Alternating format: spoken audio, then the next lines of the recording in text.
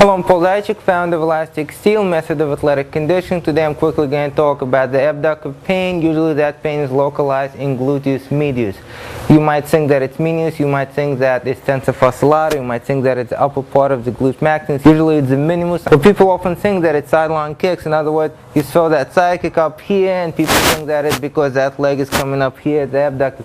Very often what happens, especially for the people that saw the front line kicks on the side of the body, in other words, the front kick is not here, the front kick is here, more on the side of the body or partially rotated, and what ends up happening is the hip follows. So you don't have enough flexibility to come from this hip, and this happens.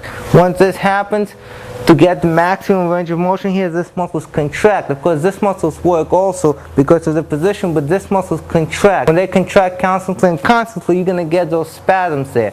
So you can try to release them, you're going to get spasms there, you release them, you do deep tissue massage, you release them, you get spasms there. What you really need is you need the ability to bring this up here. Once you can bring this up here without doing this, there's nothing wrong with coming up here for deeper kicks, but it's not something you should be doing all the time. You should have this range of motion. If you don't have it, if you try to do what I just did and you feel it in your hamstrings, in your adductors, sometimes even in deep in here, if you feel that, that's probably where it's coming from and not from this muscle. Same thing happens with the opposite with sideline kick. So I'm going to demonstrate sideline kick with the opposite leg here. If I can bring this hip up and just move my pelvis, I'm not really my abductors. However, if my pelvis is low, I have to do it only from this abductors here, okay? And I cannot use my pelvis. If I cannot use my pelvis, I'm going to bring my abductors in a very, very short range and contract it in a very short range.